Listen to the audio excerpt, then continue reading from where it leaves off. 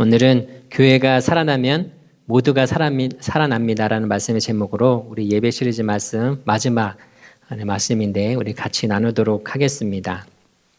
오늘 우리가 에스겔 말씀 잠시 읽었는데 우리 에스겔 말씀은 사실 굉장히 어려운 말씀입니다. 바벨론 포로로 잡혀가서 그곳에서 기도하던 중에 하나님께서 보여준 그 환상을 기록한 책이거든요. 그래서 일명 묵시문학이라고 불려지게 되는 것인데 그러다 보니까는 2026년을 살아가는 우리들에 있어서 에스겔이 우리에게 주고자 하는 그 메시지가 무엇인지를 바로 이해하는 것은 참 어려운 말씀입니다. 하지만 이 에스겔 말씀이 예배자에게 있어서 굉장히 중요한 또 굉장히 큰 도전을 주는 말씀으로 기록되어져 있는데 오늘 이 말씀을 같이 살펴보도록 하겠습니다. 먼저 간단하게 에스겔 말씀이 어떻게 전체적인 맥락으로 이어져 있는지 간단하게 설명해 드리면 우리 1장부터 우리 36장까지 전반부는 죄로 인한 하나님의 심판의 메시지가 기록되어져 있습니다. 그리고 37장부터 또 이제 48장 마지막 장까지는 하나님께서 이 민족을 어떻게 회복시키시고 또 구원해 나가실 것인지에 대한 또 은혜의 말씀도 기록되어져 있습니다. 오늘 본문 말씀을 보기 전에 에스겔 말씀을 간단하게 살펴보게 되면 일단 1장에서 36장까지 이 전반부 말씀을 보게 되면 이스라엘 민족과 주변 나라들에 대한 하나님의 심판이 기록되어져 있습니다. 그러니까 정리해 보면 하나님의 심판이 임하게 되어져서 나라가 망하게 되는데 왜 이런 일이 일어나는가 할 때에 죄를 회개하지 않으면 죽는다라는 말씀을 강력하게 하나님은 이제 에스겔 통해서 설명해 주고 있습니다.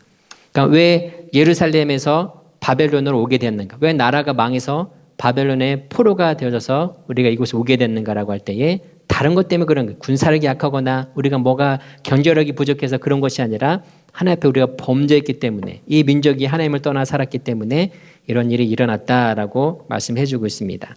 그런데 죄로 인해 마땅히 죽어야 하지만 하나님께서 망가질 대로 망가진 이 민족을 포기하실 수가 없으셨기 때문에 다시 이스라엘 민족을 새롭게 하기 위해서 이 바벨론의 시간을 하나님이 허락해 주셨다라는 것이죠. 그리고 이 바벨론의 시간들, 포로로 생활하는 이 시간 동안에는 굉장히 고통스럽고 힘들겠지만 죄에 대한 대가는 지불해야 되기 때문에 그 시간을 지나가게 하신다라는 겁니다. 그러나 하나님은 비록 범죄에서 이 죄의 대가를 짊어지게 하시지만 그러나 고난을 줄지언정 내가 이 민족을 떠나지는 않겠다, 포기하지 않겠다, 버리지 않겠다라고 하나님이 말씀하십니다. 그래서 너희를 다시 회복시킬 것이다 라고 말씀을 해주고 있어요. 이제 후반부 말씀에는 이스라엘 민족의 회복에 대해서 설명해 주고 있고 너희들이 다시 본토로 고향으로 돌아가게 될 것이다 라고 말씀을 해주고 있습니다. 그러자 에스겔이 이런 환상을 통해서 하나님이 주신 말씀을 들으면서 이렇게 묻습니다. 하나님 이미 나라가 망해가지고 우리가 다 바벨론 포로 이렇게 잡혀와서 노예로 비참한 삶을 살아가고 있는데 어떻게 이런 일이 일어날 수 있겠습니까? 그때 주시는 말씀이 37장 말씀입니다. 그래서 37장 말씀을 요약해 보면 다음과 같아요. 하나님이 이제 죽음의 골짜기로 에스겔을 데리고 가십니다. 그러면서 시체로 가득한 이 마른 뼈들을 바라보면서 이것이 살아날 수 있겠냐라고 에스겔에게 묻습니다. 그래서 에스겔은 불가능하지만 하나님이 하시면 되겠습니다라고 고백을 해요. 하나님께서 하시면 되겠습니다. 그러자 하나님께서 이 마른 뼈들 향하여서 선포를 하십니다. 일어나라고. 그러자 이 마른 뼈들이 살아나게 됩니다. 그리고 마른 뼈들이 살아나게 되자 성경은 뭐라고 표현하고 있냐면 그들이 군대가 되었다라고 말씀해 주고 있어요. 그러니까 마른 뼈들이 살아나서 군대가 되어진 거예요. 그렇다면 하나님은 왜 마른 뼈들에 살아나게 하셨는데 군대로 만드셨을까? 여기에는 특별한 이유가 있습니다. 하나님은 1장에서 37장까지 전반부에 보게 되면 죄로 인해 심판받은 이 민족이 바벨론에서 포로 생활을 하게 되어지지만 70년 후에 다시 본국으로 돌아오게 된다라고 말씀하십니다. 그러면서 하반부 우리 에스겔 말씀 하반부 38장부터 우리 43장까지 말씀을 살펴보게 되면 본국에서 다시 하나님의 성전이 세워질 것을 설명해 주고 있고 나머지 44장에서 이후의 말씀은 그 세워진 하나님의 성전에서 여러 가지 예배에 대한 필요한 각종 규례와 예식들이 이제 세워진 내용들로 나오지게 됩니다. 그러니까 다시 에스겔 말씀을 간단하게 정리해 보게 되면 하나님께서 이 바벨론의 포로 생활을 하나님이 이 시간들을 허락해 주시지만 그러나 여기서 훈련시키시고 연단시키셔서 다시 본국으로 돌아가게 하시겠다라는 것이죠. 그렇다면 왜 이런 훈련을 하시는 것일까? 왜 마른 뼈들이 살아나는데 그것을 군대라고 이렇게 하나님을 말씀하시는 것일까라고 할 때에 그것은 바로 예배자로 다시 세우기 위한 훈련임을 보게 되는 것이죠. 이스라엘 민족을 다시 하나님을 예배하는 예배자로 세우시겠다라고 말씀을 해주겠어요. 하나님을 예배하는 제사장 나라로 다시 일으켜 세워서 열방의 빛으로 삼으시겠다라고 말씀해주고 있는 것이죠. 그리고 이 에스겔 말씀은 그 예배자들을 뭐라고 부르고 있냐면 군대라고 부르고 있습니다. 군대. 즉 예배하는 자들에게는 훈련과 연단의 시간들이 필요하다라는 것이죠.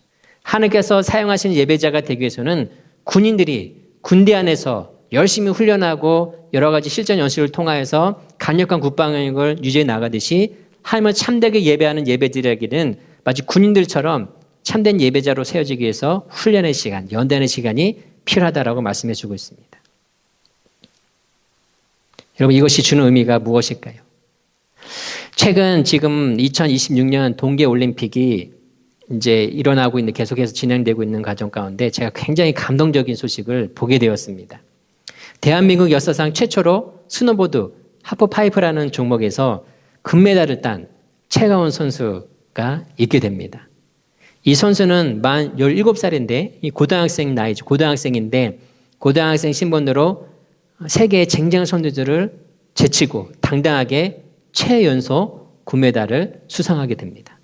그러니까 대한민국 역사상 이 종목에서 설상 종목에서 금메달을 딴 메달을 딴 그런 기록들이 없는데 이 선수가 금메달을 딴 것도 대한민국 선수로 금메달을 딴 것도 굉장히 신기하고 굉장히 독보적이고 굉장히 유니크한 사건인데 게다가 최연소로 가장 어린 나이로서 이제 금메달을 땄다라고 하니 얼마나 대단한지 모릅니다. 그래서 제가 우연찮게 이 선수의 결승 장면을 제가 보게 되었습니다. 마지막 결승 무대에는 이제 총 각 사람에게 3번의 기회가 주어진다고 합니다. 1차 시기 때 이제 시작을 하려고 하는데 그때 눈이 또 너무 많이 내리는 상황이라 기상이 별로 좋지는 않았는데 경기는 계속해서 진행되었습니다. 근데 참 이제 코스대로 잘 내려오고 좋은 기량을 보이다가 중간 정도에 그만 착지하는 과정 중에서 실수로 큰 부상을 당하게 됩니다. 꽤 심각한 부상을 당하게 됐어요. 그러다 보니까 경기가 다 중단되게 되어지고 의료진들이 급하게 투입되었고, 그러니까 이제 실 것을 이제 들 것을 메어서 이제 선수를 실어 나르는 그것까지 이제 등장하게 되었습니다. 그리고 담당 코치도 경기를 포기해야 될 것 같은 상황까지 그런 지시를 보여주고 있어요. 그만큼 상태가 심상치 않았다라는 것이죠. 누가 봐도 경기를 지속하는 것이 어려워 보였습니다. 그런데 놀랍게 이채건 선수는 큰 고통이 있었지만 남은 2번의 찬스에 다시 도전하게 됩니다. 모두가 참 걱정하고 염려했지만 2번째 찬스에 다시 서게 돼요. 2번째 찬스 때 다시 이제 내려가서 점프를 시작하게 되는데 안타깝게도 처음 내려가서 처음 점프하고 착지할 때 착지를 못해가지고 다시 또 넘어지고 말았습니다. 부상의 여파 때문에 점프한 다음에 서지를 못하는 것이죠. 얼마나 안타까운지 모릅니다. 해설하는 해설위원들도 너무 안타까운 목소리로 저 선수가 더 이상 경기가 하기 어려워 보인다라고 이야기를 했습니다. 사람들도 다 저 선수는 여기까지인가 보다라고 이렇게 생각을 했죠. 그런데 두 눈을 보고도 믿지 못할 순간이 찾아왔어요. 이 선수가 3번째 도전에 또 나서게 됩니다. 무모한 도전을 다시 또 하게 되는 것이죠. 그런데 그 3번째 도전에 완벽한 경기력을 보이게 되었고 최연소 금메달을 따게 되었어요. 그냥 봐도 믿을 수 없는 일은 일어나게 된 것이죠. 모두가 불가능하다고 했던 순간에 끝까지 포기하지 않았던 최가운 선수는 대한민국에 값진 금메달을 안겨주었습니다. 이후에 기사를 살펴보게 되니까 첫 번째 부상을 당했을 때 이미 팔이 3군데가 골절이 됐대요. 그래서 그 통증이 이루 말할 수 없는데 게다가 재작년에 척추 골절이 척추가 크게 다쳐가지고 큰 수술을 하게 되었고 1년 동안 재활에만 집중할 수밖에 없었다고 합니다. 걷는 것들이 힘드니까. 그리고 이번 올림픽에 참가하게 된 거예요. 그러니까 첫 번째 부상을 당하게 되었을 때 이 선수가 받았을 데미지와 충격이 얼마나 컸겠어요. 근데 이 모든 여건들을 이겨내고 금메달을 땄으니 보는 모두가 큰 감동을 받을 수밖에 없었던 것입니다. 여러분 생각해 보세요. 누가 봐도 포기할 수밖에 없는 상황에 있었던 선수가 끝까지 도전해서 결국 세계 최정상에 오를 수 있었던 이유가 무엇이었겠습니까? 스노보드 선수가 크게 허리를 다쳐서 1년간 재활만 하다가 올림픽에 참가하게 되었는데 이런 선수가 큰 부상을 또 당하게 되었고 그쯤 되면 멘탈이 흔들려서 이 경기 시합에 지속하는 게 어려운데 그런 악조건을 다 이기고 굴복하지 않고 최정상을 차지할 수 있었던 이유가 무엇이었겠어요? 모르긴 몰라도 이 혹독한 훈련 때문이었을 것입니다. 엄청난 훈련량과 노력 때문에 그 자리에 설 수 있었던 것이지요. 이 운동선수가 아프다고 집에서 유튜브나 보고 게임이나 하고 아프니까 아무것도 안 하면서 치면서 아이고 때 되면 좋아지겠지, 아이고 안 아프면 해야지 라고 놀기만 했다면 여러분 이 경기력이 나올 수 있겠어요? 크게 부상당한 상황에서 두 번째 도전을 시작할 수는 있었겠습니까? 엄청난 경기력 이면에는 엄청난 훈련과 노력이 있었기 때문에 정말 이 불가능한 상황 가운데 닥쳐왔지만 그것마저도 극복해내는 그런 선수의 모습을 우리가 보게 되는 것이죠. 이렇듯 하나님이 찾으시는 예배자로 살아가는 것은 우리가 그냥 시간이 지난다고 사실 교회를 오래 다닌다고 해서 저절로 하나님이 찾으시는 예배자의 모습으로 세워지지는 않습니다. 그랬으면 참 좋겠는데 그냥 교회만 쭉 오래 다니면 하나님이 인정해 주시고 내가 예배할 때마다 하나님이 기뻐 받아주시고 하나님이 영광 받아주시면 참 좋겠는데 그러나 그렇지 않다라는 것이죠. 하나님 말씀 앞에 훈련과 연단의 시간이 필요합니다. 그렇다면 하나님 앞에 하나님께서 받으신 예배를 드리기 위해서 우리는 어떠한 훈련을 해야 되는가? 라고 할 때 우리는 크게 세 가지를 생각해 볼 수 있습니다. 크게 세 가지. 첫 번째는 예배 전 예배자입니다. 예배 전에 예배자의 모습으로 살아가야 돼요. 이게 무슨 말이냐면 하나님께서 군인으로 예배자를 훈련시키셨던 것처럼 군대로 이스라엘 에색을 통해서 이 민족을 군대로 하나님께서 훈련시키셔가지고 열방 가운데 하나님을 예배하는 이 민족을 세워나간다고 말씀하셨던 것처럼 우리도 한 주간의 예배자로 온전히 훈련되어지고 준비되어져야 돼요. 하나님 앞에 온전하게 예배드리는 예배자로 세워지기 위해서. 준비된 사람이 은혜를 받게 되는 겁니다. 그러니까 어떠한 준비인가? 내가 한 주간을 살면서 죄에 빠지지 않고 유혹에 넘어지지 않는 그런 준비. 그런 마음의 준비를 하는 것이죠. 내가 거짓말하지 않는 거룩한 삶을 살고자 하는 준비입니다. 내 욕심과 욕망대로 살고자 하지 않는 것이죠. 내 중심적인 사고방식을 버리고 하나님의 중심적인 사고방식을 가지고 살려고 노력하는 것이죠. 교회를 사랑하고 또 교회를 위해서 기도하는 겁니다. 나와 함께하는 사람들에게 하나님의 사랑을 전하고 또 그들의 필요를 돌봐주고 우리가 할 수 있다면 같이 헌신해 주는 것이죠. 매일 주시는 하나님의 말씀을 듣고 우리가 적용하는 그런 훈련의 삶을 그런 시간들을 살아가는 겁니다. 또 우리가 은밀한 범죄를 짓지 않는 것.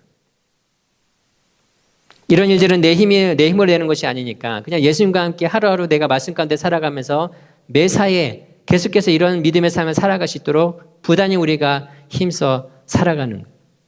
그 과정 가운데 우리가 있어야 되는 그런 믿음의 삶이 우리 안에 있어야 된다는. 왜 우리가 한 주간 믿음의 삶을 살아야 되는가?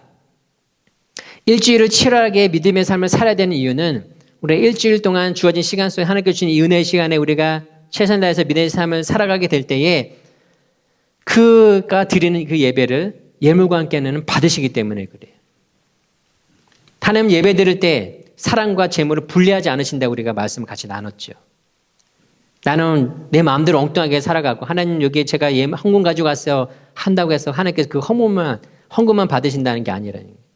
내가 예배자로 준비되어져 있고 믿음의 삶을 살아야 내가 올려드린 그 예물도 하나님께서 믿음의 예물로 기뻐 받으시고 그 예배를 받으신다는 겁니다. 두 번째는 예배 중 예배자입니다. 하나님께서 받으신 예배를 드리기 위해서 우리는 하나님 앞에 구별된 예배를 드리는 이 시간이 매우 중요합니다.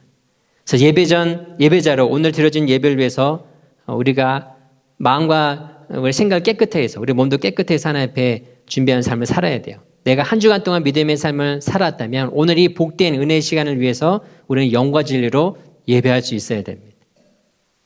하나님을 향한 뜨거운 열망과 사모함을 가지고 주님 앞에 나와야 돼요. 예수님 한 분이면 충분합니다 라고 우리가 믿음으로 고백할 수 있게끔 나의 삶의 문제와 고민들은 많이 있지만 그럼에도 불구하고 주님, 제가 예수님으로 충분합니다. 그래도 예수님이 나와 함께 하시니 제가 하나님의 주권을 신뢰하며 나아갑니다. 상심하고 낙심하지 않고 말씀 의지해서 살아가겠습니다. 이런 믿음의 고백을 하나님께서 원하신다라는 것이죠. 그리고 예배할 때 최고의 하나님께 우리가 날마다 최고의 예배는 드릴 수는 없지만 내가 할 수 있는 환경에서 최선의 예배는 드려야 되는 것이죠. 그래서 예배를 위해서 좀 일찍 나와 기도하는 시간이 필요합니다.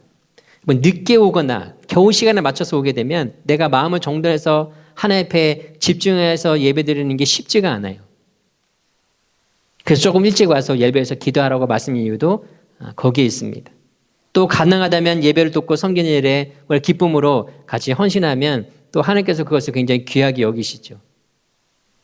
안내를 돕고 또 간식을 준비하고 서로 환대해주고 서로 환영해 주는 것은 굉장히 중요합니다.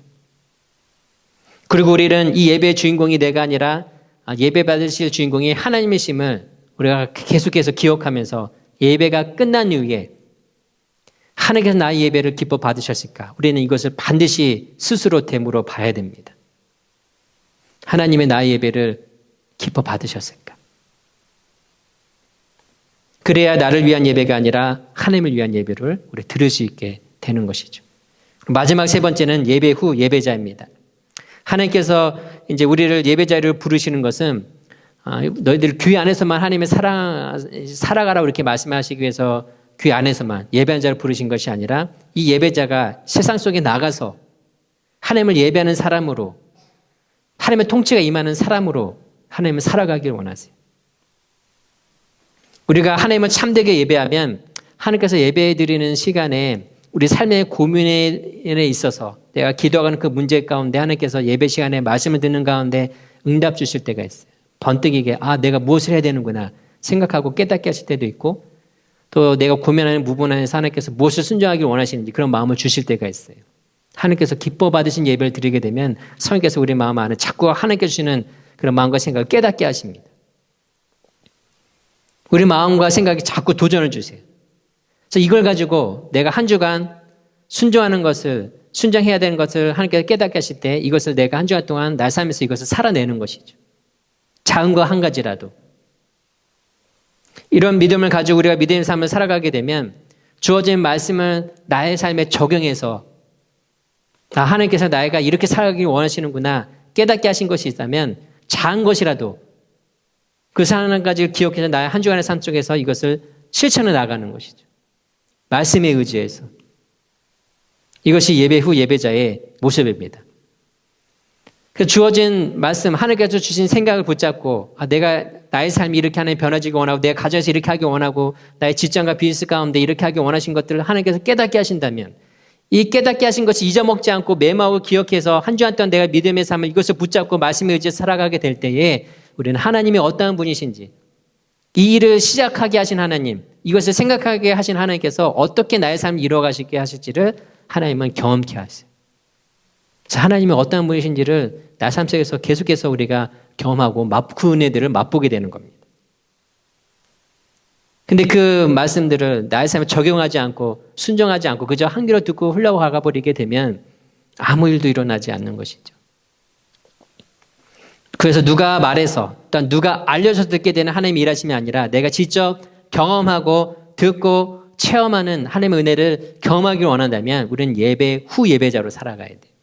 예배 하나 주신 말씀을 내가 기억하면서 하나님께서 나에게 도전하시고 결단케 하신 것들을 내가 기억하면서 내가 가슴속에 새기면서 이것이 나의 삶에 그대로 적용될 수 있도록 부단히 믿음의 삶을 살아가는 과정을 우리가 나서게 되면 그 과정 속에서 하나님께서 은혜를 주시는 것이죠. 정리해보면 하나님께서는 우리를 예배 전 예배자, 예배 중 예배자, 예배 후 예배자로 나의 전인적인 삶이 항상 하나님을 참되게 예배하는 예배자로 살아갈 수 있도록 하신 것을 보게 돼요. 오늘 에스겔을 통하여서 마른 뼈들을 살리셔서 군대로 만드사 예배하는 그런 군대로 만드신 이유가 이 오늘 말씀의 같이 또 이어지게 되는 겁니다. 그렇다면 이렇게 이스라엘 민족을 예배자로 훈련시키시고 성전에서 온전한 예배를 하나님 앞에 드려지게 되면 어떠한 일이 일어나게 되는가? 하나님은 거기에 대해서도 분명하게 답을 해주고 계세요. 그러니까 우리가 하나님께서 기뻐 받으시는 예배자의 모습으로 살아가고 한 번의 예배를 들어도 하나님이 받으시는 예배자로 살아가게 되면 어떠한 은혜를 주시는지 하나님은 그 답도 분명하게 우리에게 말씀해 주십니다. 그것이 오늘 본문 47장 말씀이에요. 살리는 물이 성전에서 흘러넘치게 되는 것을 설명해 주고 있어요. 그러니까 성전에서 흘러넘치는 물이 강물이 되고 이 강물에 흩어져 가는 곳마다 모든 죽었던 것들이 다시 되살아나는 놀라운 기적이 일어나게 되는 겁니다. 우리가 참된 예배자로 살아가게 되면 우리는 어떤 일이 일어나게 되냐면 살아나는 역사가 일어나게 된다는 거예요. 살아나는 역사, 회복되어지는 역사. 이 은혜의 물, 생명의 물, 회복의 물이 성전을 통해 흘러넘침으로 인하여서 또 교회를 통해 부어지는 하나님의 영광이 나타나게 되어지게 되는 것이죠. 여러분, 이 생명의 물이 성전에서 흘러넘쳤다는 것을 우리는 반드시 기억해야 돼요. 모든 것을 회복시키시고 살리는 그 물이 성전 문지방에서 시작되어졌다는 것을 우리는 기억해야 됩니다. 이것이 무엇이냐면 이 생명의 물이 성전에서 시작되어졌다는 것은 하나님이 역사하시고 하나님 사용하시는 믿음의 공동체를 통하여서 교회를 통하여서 이 생명의 물이 흘러가게 된다는 것과 같은 의미를 담고 있어요. 예배할 때에 이 생명의 물줄기가 우리 성전에서 우리 함께 모이는 이 예배당 안에서 이 물줄기가 터지게 되면 이곳에서 예배하는 모든 신령들이 하나님께서 은혜를 주시고 예배하는 과정 가운데 회복시켜 주시고 또 우리를 살리시는 그 은혜들을 우리가 경험하게 된다는 거예요. 어디서요? 교회를 통하여서. 교회를 통해서 시작되어지는 그 생명물이 흘러넘치게 되니까. 또 이 교회에서 쏟아지는 생명 물줄기가 저와 여러분들의 삶과 가정으로 흘러넘치게 됨으로 인해서 교회를 회복시켜 나가게 될 때 닿는 곳마다 하나님의 은혜가 흘러가는 곳마다 다 살아나는 역사를 보게 되더라는 것이죠. 그래서 우리가 하나님께서 받으신 예배를 드리게 되면 나의 삶이 회복되어지게 되고 변화되어지게 되고 하나님 앞에 간절하게 기도했던 것들이 응답되어지게 되고 이를 통해서 하나님이 어떠한 분이신지를 우리가 경험하게 되고 깨닫게 되는 그 하나님의 역사를 우리가 보게 되는 것입니다. 저는 미국에서 대표적으로 건강하게 급성장하는 교회에서 사역을 했어요. 5년마다 500명씩 늘어나는 있을 수 없는 일이잖아요. 교회가 개척해서 5년마다 500명씩 늘어났어요. 그리고 그 다음 사역지는 미국에서 대표적으로 분쟁하는 교회로 소문난 교회에서 사역을 했어요. 6,000명 가까이 모이는 교회가 목사님하고 장년들하고 싸워가지고 한 1,000명대까지 떨어졌어요. 제가 그 두 교회에서 사역하면서 크게 느낀 것이 있어요. 하나님의 은혜가 예배 시간을 통해서 부어지는 교회는 특징이 있습니다. 특징이. 그거는 모든 성장하고 부흥하는 공동체에 가지는 이스라엘만치 공동되게 나타나는 특징들이에요. 그것이 무엇이냐면 하나님의 은혜가 넘치는 교회에는 그 성도님들의 가정이 회복되어지고 살아납니다. 그래서 막혔던 길이 열리게 되고 은혜의 물고가 가정 가운데 터지게 되면서 가정 안에서 하나님께 주는 기쁨과 감사가 있게 되어지게 돼요. 성도들의 얼굴에 그래서 기쁨이 가득합니다. 예배할 때 보게 되면 걱정과 근심이 있어도 예배할 때 하나님 앞에 나올 때는 얼굴에 하나님의 은혜에 대한 그 사모함이 가득하다 보니까는 얼굴이 밝아요. 누가 어려운 일이 생겼다 그러면은 너나 할 것 없이 다 무릎 꿇고 간절하게 기도해 줍니다. 심지어는 큰 문제 앞에서는 내일도 아닌데 같이 금식해서 기도해 줘요. 서로 섬기고 헌신하고 희생하는 것을 두려워하거나 기피하지 않습니다. 아, 좀 힘들 것 같다 그러면은 내가 해요. 내가 할게요. 저건 좀 힘든 것 같으니까 내가 하겠습니다. 대부분 사역을 누가 강요해서 하는 것이 아니라 자원해서 해요. 그리고 영적 질서가 바로 세워져 있습니다. 하나님께서 세우신 리더를 굉장히 존중해주고 신뢰해주고 배려해줘요. 교회에서 목자 목녀를 세우게 되면 성도들이 목자 목녀를 존중해줍니다. 배려해줘요. 하자 그러면 다 같이 따라해주고 적극적으로 함께 동참해줍니다. 또 교회에서 중직자들을 세우면, 안식자들을 세우게 되면 성도님들이 중직자들을 굉장히 존중해주고 배려해줘요. 그리고 또 교회 공동체에서 영적 리더로 세운 목회자를 성도님들을 얼마나 사랑해주고 존중해주고 배려해주는지 모릅니다. 거기에 목사님의 목회 동료에 거기 있어요. 성도님들의 전폭적인 지지와 함께 동참해주는 헌신과 열정이 있다 보니 뭘 해도 되는 것이죠. 뭘 해도. 또 이런 가정의 은혜가 부어지다 보니까 어떤 일이 일어나게 되냐면 애기들이 많이 태어나요. 애기들이. 희한하게 하나님의 은혜가 임해서 성장하고 부흥하는 교회들은 애기들이 많습니다. 그래서 그 교회는 유모차 부대가 어마어마했어요. 그리고 교회가 은혜가 넘치게 될 때 나타나는 가장 큰 변화는 성도들이 놀랍게도 교회 중심으로 집과 직장을 옮기더라는 것이죠. 교회를 중심으로 직장과 집을 옮겨요. 보통은 좋은 직장을 나오게 되면 떠나잖아요. 더 좋은 곳으로. 집도 또 더 좋은 집이 더 좋은 가격으로 나오면은 그곳으로 이사 가잖아요. 이사 가서 섬기 새로운 교회를 찾지 내가 섬기고 있는 교회 근처로 오려고는 잘 하지 않잖아요. 그런데 이곳에서 신앙하시는 분들은 어떻게 하면은 교회 근처에서 사업장애인을 열까? 비즈니스 하시는 분들은 어떻게 하면 교회 근처에다가 비즈니스를 열까? 이 고민을 하고 계세요. 직장 다니시는 분들은 어떻게 하면 교회 근처로 최대한 가까운 곳에 있는 회사에 내가 들어갈까? 이런 고민을 하고 학생들도 어떻게 하면 교회 가까운 학교에 들어가서 공부를 할까? 내 집도 교회가 너무 먼데 어떻게 하면 교회 근처에 또 좋은 집을 구해가지고 교회에서 가깝게 신앙생활을 하면 나갈까? 이거를 고민하더라니까요. 희한하죠. 그런데 제가 LA에서 사역할 때는 놀랍게도요, 정반대의 결과가 나타나는 걸 봐요. 싸우는 교회 가게 되면 교회가 싸우고 서로 그냥 얼굴만 보면 으렁거리고 분열하고 다툼이 끊기지 않는 교회, 온갖 소송이 난무하고 은혜가 사라지는 교회의 가장 큰 특징이 뭐냐면 영적 리더에 대해서 엄청난 불신을 가지고 있어요. 성도님들의 목자 목녀를 신뢰하지 않아요. 자기 공동체 리더를 신뢰하지 않아요.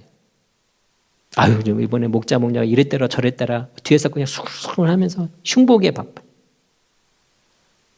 또 중직자들 향하여서 신뢰하지 않아요.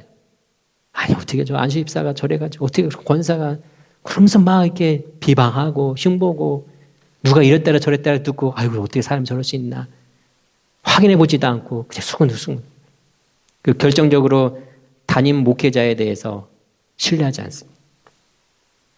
흉보기에 바빠요. 성도들이 모여가지고 목사 흉보기에 바빠요. 그럼 한번 생각해 보세요. 목회자 자기가 섬기고는 담임 목사를 흉보면서 그 예배를 통해서 은혜를 받을 수 있을까요? 그 어려운 일들을 하고 계세요.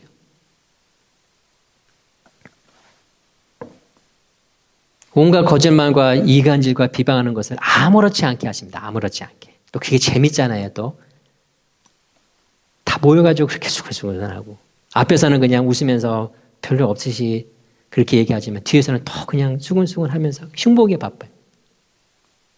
그리고 매주 장례식이 쏟아집니다. 일주일에 3-4번 장례식 다반사에 일반적으로 그렇게 장례식을 많이 갔어요. 성도님들의 사업의 문이 막히고 자녀들의 앞길이 열리지 않아가지고 그런 기도 제목이 태반입니다. 그리고 교회가 분열의 영으로 가득하고 그렇게 소송에 오랜 시간 이렇게 다툼과 싸움으로 오래 지속되다 보니까 이게 성도님들의 가정에까지 연결되어서 가정마다 그렇게 싸워요. 멀쩡한 가정이 없을 정도로 이혼하고 깨지는 가정이 너무나도 많고 교회 안에서 불륜 때문에 깨어진 사건들도 너무너무 많아요. 큰 교회면 큰 교회일수록. 성도들의 얼굴에는 웃음을 찾아보기 어렵고 교회 분위기는 아무리 빠르고 찬양 불러도 냉담하다 못해 삭막해요. 삭막해. 예배하러 오신 건지 콘서트 구경하러 오신 건지 헷갈릴 정도로. 내 삶이 힘들고 팍팍하다 보니까는 다른 사람 챙길 여력이 어디 있겠어요. 다른 사람에게 무슨 일이 일어났든 어떻게 살아가든 다 관심이 없어요. 그냥 내 코가 석자인데 지금 내 코가 속단데 뭔 다른 사람 신경 쓸 게 어디 있어. 그러다 보니까 누구를 위해서 기도하거나 누구를 위해서 격려하고 함께 어려운 일이 생겼을 때 같이 이렇게 협력해서 기도해주고 위로해주고 힘이 되어주는 공동체가 되지 못합니다. 그리고 교회 중심으로 모이는 것이 아니라 다 자기의 살 길 찾아서 다 떠나요.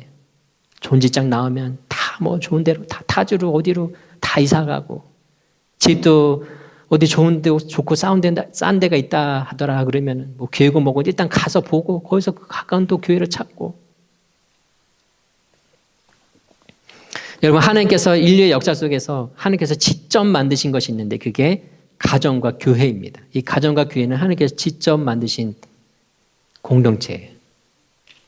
하나님께서 아담과 하와를 만드시면서 가정을 이루게 하셨고 예수님의 피값으로 교회를 세우게 하셨어요. 그래서 가정과 교회는 운명 공동체입니다.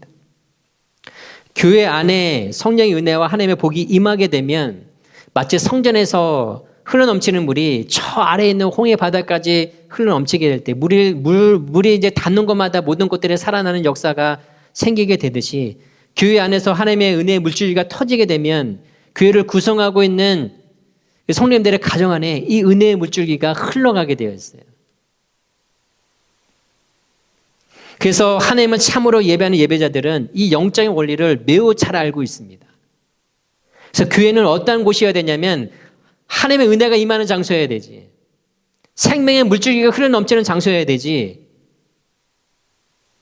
하나님께 주시는 그 은혜와 기쁨과 감동이 넘쳐나는 그런 공동체가 되어야 되지. 이것을 알기 때문에 그 일을 위해서 헌신하고 쓰고 해요. 그런 기회로 세워가기 위해서. 누가 해주는 것을 기대하는 것이 아니라 내가 그 일에 하나님 앞에 쓰임을 받아야 이 교회가 건강하게 세워졌다는 것을 알기 때문에 하나님께서 누가 나를 위해서 일을 할까라고 할 때 주님 제가 하겠습니다라고 주 앞에 나오게 되는 것이죠. 그래서 어떻게든 교회가 말씀 안에서 은혜 안에서 든든히 세워질 수 있도록 함께 기도하고 또 같이 말씀을 나누고 또 이 말씀 같이 적용하는 데에 나 혼자는 잘 안 되니까 같이 이 일에 내가 승리할 수 있게끔 목장마다 그 일을 위해서 같이 기도해주고 끈끈한 믿음의 동역자가 되어져서 그런 일들을 해나가게 되더라는 것이죠. 여러분 우리는 반드시 기억해야 됩니다. 생명의 물줄기는 성전 문지방을 통해서 흘러넘쳤다는 사실을 기억해야 돼요. 하나님의 은혜는 하나님의 놀라운 역사하심은 내가 몸담고 섬기고 있는 믿음의 공동체를 통해서 흘러넘치게 된다는 것을 기억해야 돼요. 그래서 교회에서 드려진 예배가 매우 중요한 것이고 내가 하나님 앞에 예배자로 온전하게 훈련되어지는 것이 그래서 매우 중요한 거예요. 다 손 놓고 있으면 그냥 하나님의 은혜가 알아서 임하길만을 다 기다리고 있으면 그 공동체는 건강하게 성장할 수 없는 것이죠. 내가 예배자로 하나님께서 받으시고 찾으신 예배자로 내가 먼저 하나님 앞에 쓰여지게 되고 들어지게 되면 나를 통하여서 성전의 그 생명 물질지가 흘러넘칠 수 있게 되는 거예요. 내가 그렇게 세워지게 되면 나로 인해서 내 가정이 전염이 돼요. 그 하나님의 사랑의 은혜가 흘러가서 나의 가정이 하나님 앞에 그렇게 쓰임받는 가정으로 변화되어지게 되고 내 가정이 그렇게 쓰임받으니 이 하나님의 은혜가 내 가정에서 머물다가 끝나나요? 다 다른 성도님들의 가정 가운데 다른 사람에게 그 선한 영향력이 흘러가게 돼서 다 하나님 앞에 참되게 예배하는 예배자의 모습으로 그런 공동체가 되기를 위해서 한 마음으로 기도하게 되고 헌신하게 되는 것이죠. 말씀을 정리하겠습니다. 우리 교회가 올 한 해 다시 시작해야 되는 것은 하나님 앞에 예배자로 훈련되어지는 것이. 우리는 원래 살 가지고 정말 하나님께서 정말 보여주신 그 예루살렘 교회의 살아있는 롤 모델을 따서 우리가 나가게 되는데 우리 교회가 예루살렘 교회와 같은 그런 하나님의 은혜가 강력하게 임하는 공동체가 되기 위해서는 우리가 하나님 앞에 예배자로 서야 돼요.